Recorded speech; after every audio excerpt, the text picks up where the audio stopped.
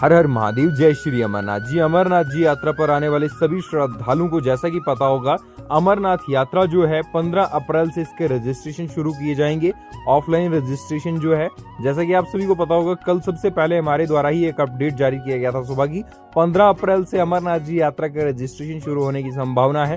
तो आप सभी को बता दें, अमरनाथ यात्रा को लेकर एक और बड़ा अपडेट आ चुका है।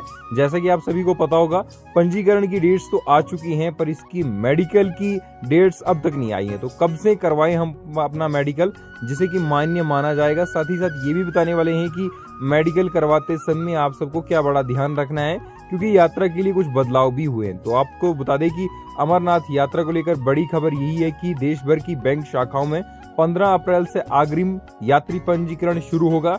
जो ऑफलाइन पंजीकरण शुरू होगा वो 15 अप्रैल से शुरू होगा। साथ ही साथ यात्रा पर आने वाले श्रद्धालुओं के लिए, जैसे कि आप सभी को पता होगा, मेडिकल अनिवार्य होता है और पहले मेडिकल ही होता है यात्रियों का।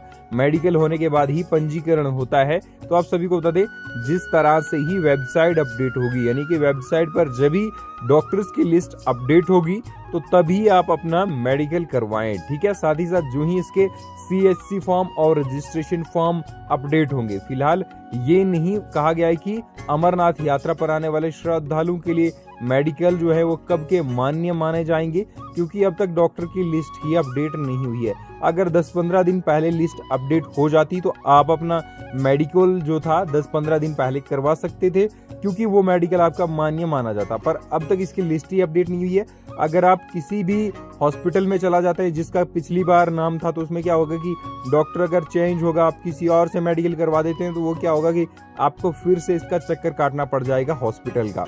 तो इसके चक्कर में आपको बता दूं कि ये मत पड़िएगा कि हम पहले से मेडिकल करवा दें, जल्द से रजिस्ट्रेशन करवा दें। तो आप आराम से धीरे से बैठे रहें, वेबसाइट को चेक करते रहें, ठीक है। वेबसाइट अपडेट होते ही CHC फॉर्म और एप्लीकेशन फॉर्म जो ही अपडेट होंगे वेबसाइट पर, तो तभी आप क्या करिएगा कि अपना रजिस्ट्रेशन और अपना मेडिकल करवाएं, ठीक है। पहले आपका मेडिकल होगा, क्योंकि डॉक्टर्स की जो लिस्ट आएगी उसके बाद ही आपका मेडिकल किया जाएगा। साथ ही साथ आप सभी तीर्थ यात्रियों के लिए एक बड़ी खबर ये है कि देखिए, कई सारे तीर्थ यात्री होते, बहुत सारे अपने कामों में व्यस्त रहते हैं, तो उनके लिए ऑनलाइन पंजीकरण कब से शुरू होगा, ठीक है। देखिए, ऑनलाइन पंजीकरण को लेकर ऐसा कोई भी अपडेट नहीं है कि कब से शुरू होगा। जो अपडेट है वो यही है कि 15 अप्रैल से अमरनाथ जी यात्रा के जो है वो ऑफलाइन पंजीकरण शुरू किए जाएंगे, और देश भर में लगभग 500 बैंक शाखाओं को ऑफलाइन पंजीकरण का ये इसका ब्यौरा दिया गया है कि उनमें वो 500 से अधिक शाखाएं जो हैं वो पंजीकरण करवाएंगी अमरनाथ यात्रा पर आने वाले श्रद्धालुओं का। और यात्रा पंजीकरण के लिए स्वास्थ्य प्रमाण पत्र जरूरी रहेगा। आप सभी को बता दें, अग्रिम यात्री पंजीकरण के लिए अनिवार्य स्वास्थ्य प्रमाण पत्र बनना जरूरी है। इसके लिए जम्मू संभाग के 10 जिलों के निर्धारित स्वास्थ्य केंद्र में 112 डॉक्टर अधिकृत किए गए हैं।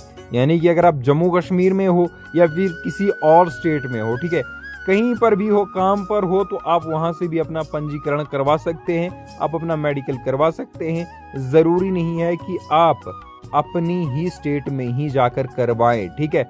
आप किसी भी स्टेट से इसका पंजीकरण करवा सकते हैं। साथ ही साथ आप सभी के लिए ये जानकारी है कि अमरनाथ यात्रा रूट पर जो है वो 10-10 हजार यात्रियों की लिमिट रखी गई है, 10,000 पहलगांव से और 10,000 बालटाल से, ठीक है। इसके बाद आप सभी के लिए ये भी बड़ी जानकारी बनती है कि देखिए, जैसे कि बदलाव आया है अमरनाथ यात्रा के पंजीकरण में।